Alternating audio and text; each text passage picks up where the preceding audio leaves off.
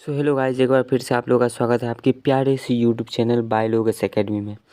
और मैं प्रिंस आज जो है आप लोगों को क्लास 12 बायोलॉजी चैप्टर 1 जिसका नाम है जीवों में जनन, इसका जो ऑब्जेक्टिव क्वेश्चन है इसका डील करवाने वाला हूँ। तो चलिए स्टार्ट करते हैं पहले क्वेश्चन के साथ। तो पहला क्वेश्चन आप लोगों को दिख ही रहा होगा कि जीरोंटोलॉजी में किसका अध्ययन करते हैं। कह रहा है क्या जीरोंटोलॉजी में किसका अध्ययन करते हैं। तो जीरोंटोलॉजी में एजिंग का अध्ययन करते हैं। किसका अध्ययन करते हैं? एजिंग का अध्ययन करते हैं। अब आप लोग कहोगे क्या कि एजिंग किसे कहते हैं, ये एजिंग क्या होता है। तो आयु का बढ़ना एजिंग कहलाता है। क्या कहलाता है? एजिंग। किसी भी जीव का जब आयु बढ़ता है या किसी भी पेड़ पौधा कुछ भी हो, जब उसका आयु बढ़ता है ना, तो उसे क्या कहते हैं? एजिंग कहते हैं। और इसी एजिंग का जो अध्ययन होता है इसी को क्या कहते हैं? जीरोंटोलॉजी कहते हैं। क्या कहते हैं? जीरोंटोलॉजी कहते हैं। इसके बाद दूसरा नंबर क्वेश्चन है कि तोता का सबसे अधिकतम उम्र क्या है। मतलब तोता का आयु कितना होता है, तोता ज़्यादा से ज़्यादा कितने दिनों तक जीवित रह सकता है। तो तोता का आयु जो है जीवन काल 140 वर्ष होता है। कितना होता है? 140 वर्ष होता है। कितना होता है? 140 वर्ष होता है। इसके बाद है तीसरा नंबर क्वेश्चन कि घड़ियाल एवं घड़ियाल एवं मे फ्लाई का जीवन काल कितना होता है। तो घड़ियाल का जीवन काल होता है 60 वर्ष और मे फ्लाई का होता है जीवन काल 1 दिनों का। इसका ऑप्शन नंबर कितना हो जाएगा? डी। कितना हो जाएगा? डी। तो घड़ियाल का जीवन काल कितना होता है? 60 वर्षों का होता है और मे फ्लाई का जीवन काल कितने दिनों का होता है?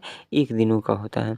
इसके बाद चौथा नंबर क्वेश्चन कहता है क्या कि कुक्कुर का यानी कि कुत्ता का औसत जीवन काल कितना होता है। तो कुत्ता जो है ज़्यादा से ज़्यादा 20 सालों तक जीवित रह सकता है। ठीक है। और ये ज़िंदा रहता है 15-16 सालों तक, लेकिन ज़्यादा से ज़्यादा ये 20 सालों तक ज़िंदा रह सकता है। चलिए अगले क्वेश्चन पे चलते हैं। पाँचवा नंबर क्वेश्चन कहता है क्या कि जन्म से लेकर प्राकृतिक मृत्यु के बीच की अवस्था को क्या कहते हैं। जन्म से लेकर के और प्राकृतिक मृत्यु, एक्सीडेंट वगैरह से मरने वाली बात नहीं, या बीमारी वगैरह से जो मरते हैं उसकी बात नहीं कर रहा। प्राकृतिक मृत्यु अपने आप मर जाता है उसकी बात कर रहा है। तो जन्म से लेकर के और प्राकृतिक मृत्यु के बीच की जो अवस्था होती है उसे जीवन काल कहते हैं। क्या कहते हैं? जीवन काल कहते हैं। क्या कहते हैं? जीवन काल कहते हैं। इसके बाद छठा नंबर क्वेश्चन है कि निम्न में उभयचर जीव कौन है। तो वैसे जीव जो जल में भी रहता है और स्थल पे भी रहता है, जो ज़मीन पे भी रहता है और जल में भी रहता है, और मतलब कि दोनों जगह पाया जाता है, उसे क्या कहते हैं? उभयचर जीव कहते हैं। क्या कहते हैं? उभयचर जीव कहते हैं। जैसे में क्या हो गया? मेढक हो गया और सांप हो गया। सांप के कुछ ही ऐसे प्रजाति हैं जो जल में भी रहते हैं और स्थल पे भी रहते हैं। तो ये सब क्या हो गए? तो ये सब हो गए क्या? उभयचर जीव। तो मेढक। तो इसका ऑप्शन नंबर कितना हो जाएगा? डी हो जाएगा। सांप भी होता है लेकिन सांप की 1-2 ही ऐसी प्रजाति है जो जल में पाई जाती है। चलिए अगला नंबर क्वेश्चन पे चलते हैं। सातवां क्वेश्चन कह रहा है कि निम्नलिखित में कौन अपने संपूर्ण जीवन काल में सिर्फ एक ही बार पुष्प देता है। तो बाँस। ये बाँस जो है ना अपने पूरे जीवन काल में सिर्फ एक ही बार पुष्प देता है, सिर्फ एक ही बार इसमें फूल खिलता है।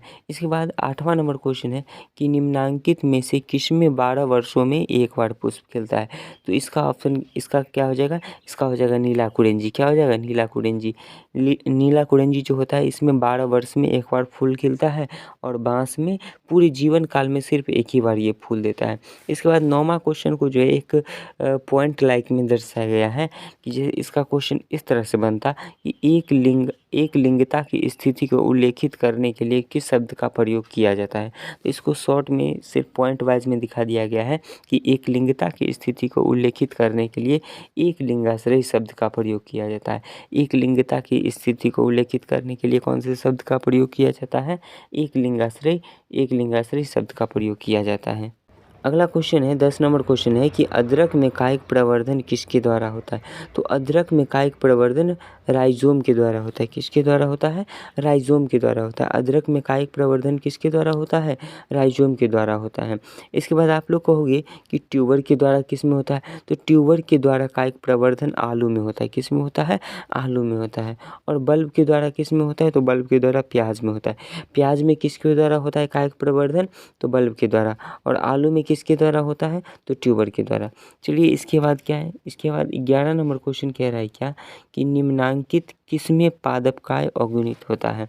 मतलब ये जो शैवाल है, कवक है, ब्रायोफिल्म है, तो कह रहा है इन सब में कौन कौन सा ऐसा प्रजाति है या जीव है जिनका पादपकाय, ये है पादप ही, पेड़ पौधा ही है, लेकिन इसका शरीर जो है अगुणित है। कैसा है, अगुणित है। तो क्या हो जाएगा, तो शैवाल जो होता है, शैवाल भी अगुणित होता है, कवक भी अगुणित होता है, और ये ब्रायोफिल्म भी अगुणित होता है। तो क्या हो जाएगा, इसका हो जाएगा ऑप्शन नंबर क्या, डी, इनमें से सभी। शैवाल, कवक, ब्रायोफिल्म, ये तीनों का पादपकाय जो होता है अगुणित होता है। इसके बाद 12 नंबर क्वेश्चन कह रहा है क्या कि निम्नलिखित में से कौन सा पौधा जलीय वातावरण में नहीं रह पाता है। तो ये हाइड्रिला भी जलीय पौधा है, ठीक है। ट्रापा भी जलीय पौधा है, ये निलंबो भी जलीय पौधा है, लेकिन ये बबूल जो है, बबूल जलीय वातावरण में नहीं रह सकता है, बबूल जलीय वातावरण में नहीं रह सकता है। तो इसका आंसर क्या हो जाएगा, इसका आंसर हो जाएगा डी। इसके बाद क्या है, इसके बाद 13 नंबर क्वेश्चन कहता है क्या कि निम्नांकित में कौन जलीय घास है। निम्नांकित में कौन जलीय घास है। तो अभी बताए हैं कि ये हाइड्रिला भी है, ट्रापा भी है, और ये निलंबो भी है। तो ट्रापा भी जलीय जंगली घास है, हाइड्रिला भी है, और ये जलकुंभी भी है। जलकुंभी को जो है बंगाल का आतंक भी कहा जाता है। तो यहाँ पे क्या हो जाएगा, यहाँ पे जो है जंगली जलीय घास कह रहा है। ये ट्रापा जलीय है, ट्रापा जलीय है, लेकिन ये घास नहीं है, इसलिए इसका आंसर क्या हो जाएगा, इसका हो जाएगा बी और सी दोनों। इसका आंसर क्या हो जाएगा, डी हो जाएगा। इसका आंसर क्या हो जाएगा, डी, बी और सी दोनों। ट्रापा जलीय है, लेकिन ये घास नहीं है, ठीक है। चलिए आगे चलते हैं 14 नंबर क्वेश्चन पे। तो 14 नंबर क्वेश्चन है क्या, अलैंगिक जनन में कितने जीव भाग लेते हैं। तो अलैंगिक जनन में जो है एक ही जीव भाग लेते हैं। कितने व्यष्टि भाग लेते हैं, एक ही व्यष्टि भाग लेते हैं। इसका सॉल्यूशन भी दिया हुआ है कि अलैंगिक जनन जो है, जनन की वैसी विधि है जिसमें कोई एक ही व्यष्टि भाग लेते हैं, तथा इसमें उत्पन्न होने वाली जो नई संतति है उसे क्या कहते हैं, कुलोन कहते हैं। मतलब यहाँ से एक और ऑब्जेक्टिव बन जाएगा क्या कि अलैंगिक जनन में जो नई संतति उत्पत्ति होती है, नई संतति की उत्पत्ति होती है, उसे क्या कहते हैं, कुलोन कहते हैं। क्या कहते हैं, कुलोन कहते हैं। जो आनुवांशिक तथा शारीरिक आधार पर जो अपने जनक के बिल्कुल समान होते हैं, ठीक है। ये कुलोन जो होता है अपने जनक के बिल्कुल समान होते हैं, आनुवांशिकता और शारीरिकता।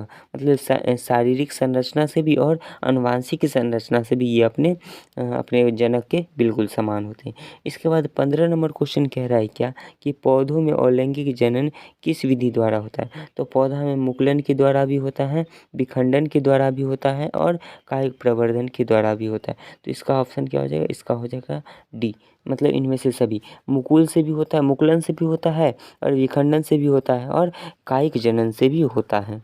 अब आप लोग कहो कि क्या कि ये मुकुलन क्या होता है। तो मुकुलन जो है अलैंगिक जनन की वैसी विधि है जिसमें कोई जनक जीव के शरीर पे मुकुल का निर्माण होता है, छोटा सा बड का निर्माण होता है, जो विकसित होकर के एक समय के बाद क्या होता है, शरीर से अलग होकर के और नई संतति का निर्माण करता है। और यही प्रक्रिया क्या कहलाती है, मुकुलन कहलाती है। फिर विखंडन, आप लोग पूछोगे विखंडन किसे कहते हैं। तो विखंडन जो है अलैंगिक जनन की वैसी विधि होती है जिसमें कोई एकल जीव या एकल जनक जो है दो या दो से अधिक भागों में विखंडित होकर के, टूट करके नई संतति का निर्माण करता है। इसे क्या कहते हैं, विखंडन कहते हैं। अब आप लोग कहोगे कायिक जनन किसे कहते हैं। तो कायिक जनन अलैंगिक जनन की वैसी विधि है जिसमें किसी जीव की उत्पत्ति उनके जनक जीव के जनन अंग को छोड़ करके और बाकी किसी अन्य अंग के मदद से उनकी उत्पत्ति होती है, और यह विधि क्या कहलाती है, कायिक जनन कहलाती है। अगर आप लोग इस सब का, मुकुलन का, विखंडन का, कायिक जनन का अगर परिभाषा लेना चाहते हैं तो स्क्रीनशॉट ले सकते हैं, या इसका PDF मैं अपनी टेलीग्राम ID पे डाल दूँगा। मेरा टेलीग्राम ID है बायोलॉगस एकेडमी, सर्च कीजिएगा आ जाएगा। और मिलते हैं अगले वीडियो में, तब तक के लिए जय हिंद।